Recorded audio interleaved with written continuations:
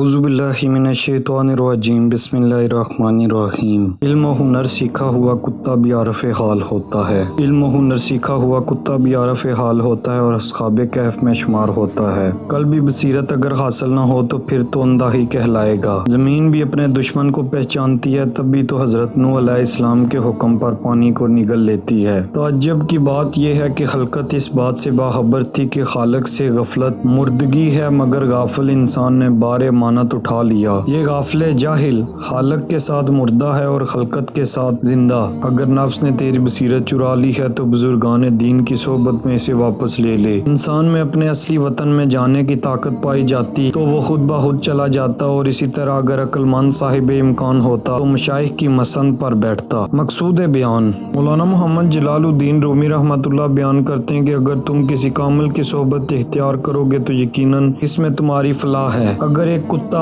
اللہ تعالیٰ عز و جل کے نیک بندوں یعنی اصحاب کہف کی صحبت میں رہ کر مقبول بن سکتا ہے، تو پھر انسان کو اللہ تعالیٰ عز و جل نے اشرف المخلوقات بنایا ہے، تو وہ کیوں کسی نیک کی صحبت اختیار کرنے میں ہچکچاتا ہے؟ اگر تم خود کو اللہ تعالیٰ عز و جل کے نیک بندوں کے سپرد کر دو گے تو یقیناً وہ تمہیں بارگاہ الہی میں مقبول بنا دیں گے۔